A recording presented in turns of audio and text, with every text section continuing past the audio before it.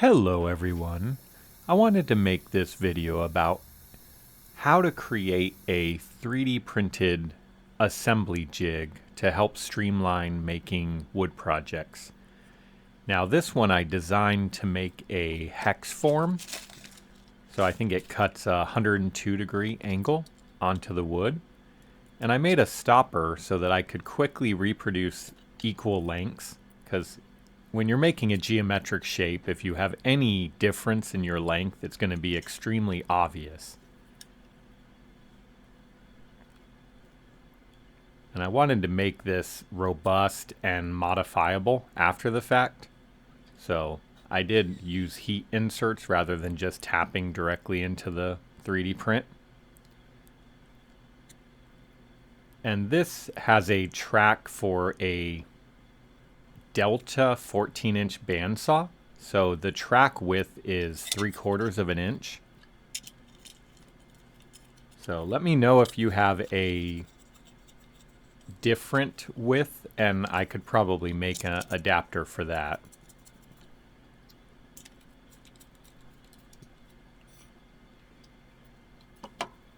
I did end up remaking the little stopper to make it a full boxed shape.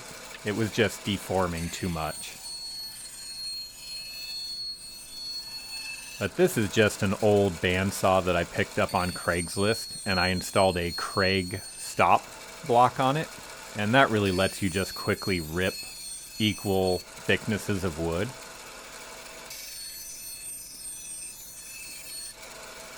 Now when you're cutting this wood initially, you want to cut it a little longer than what you're going to need in the end. That's just to accommodate for cutting your first cut off of it. And you can see this jig makes it very simple. So initially I move the stopper back some so that I cut these a little longer than I will have them in the end. And by doing so, when I rotate them, I'll adjust that block in.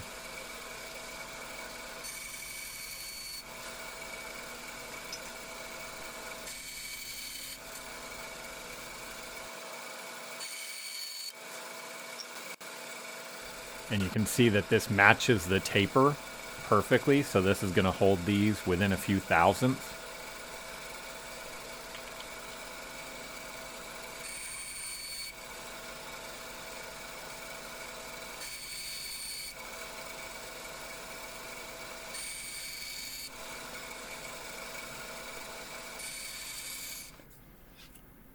Now I'm going to staple these, but I'm still going to wood glue them just to hold them. I'm not going to put a lot of staples in it. But I wanted to speed this project up a little bit and not have to wait for the glue to fully cure.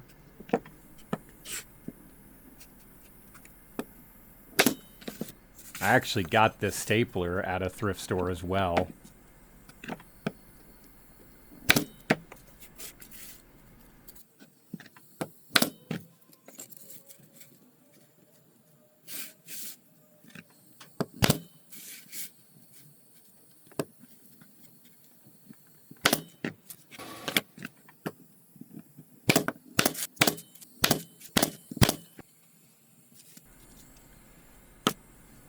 This was some white fabric I had laying around. I thought this would be a good sample to make a little illuminated panel.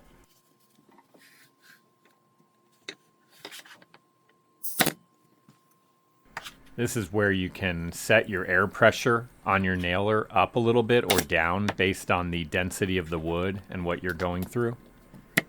This is where it's really nice to have a regulator right at your source, so you can just adjust it up or down a few psi. This really lets you make all the fine-tune adjustments that you need to. And these are upholstery staplers, so they have no safeties or anything like that, so you can really put out a lot of staples.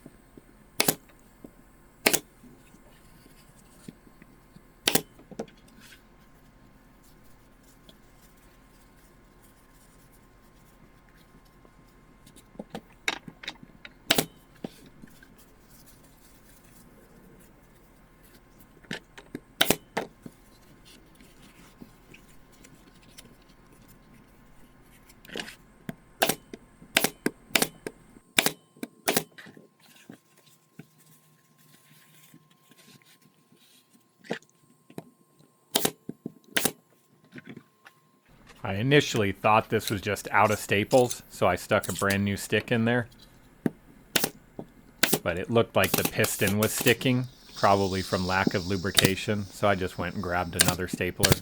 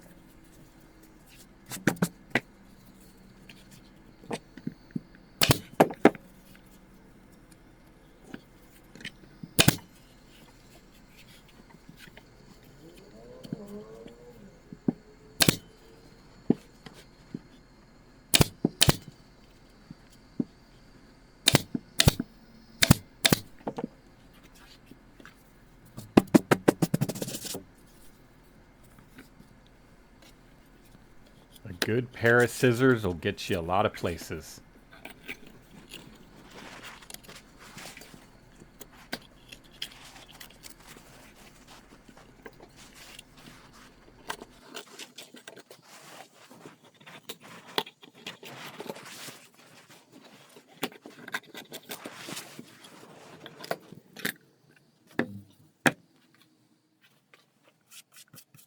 So I wanted to put a coat of paint on this just to seal it and help with cleanup. But the cheap brushes, a lot of times they can kind of lose fibers while you're painting with them. So you got to kind of pick those out if you want a real smooth finish.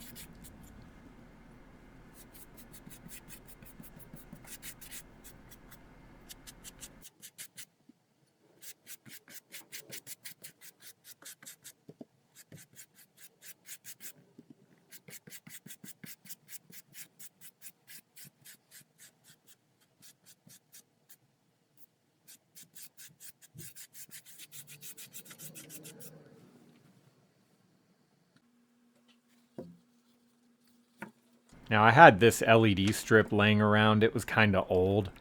I think the adhesive was kind of failing on it, but this isn't necessarily the project I plan on doing with this template, but I thought it'd be a good example of a project that a lot of people might want to do. If you did a whole array of these, you could make some really cool organic shapes on the wall that lit up. I can definitely see a lot of future value in making stuff like this with a printer.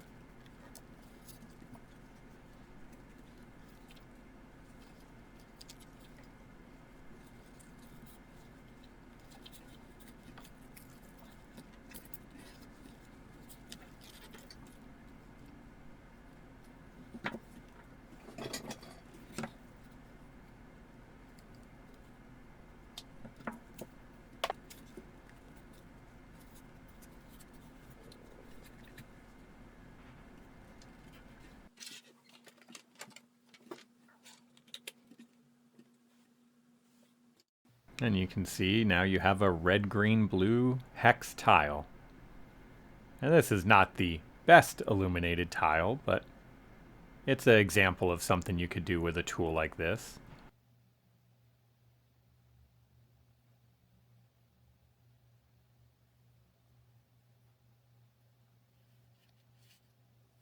Thank you for watching.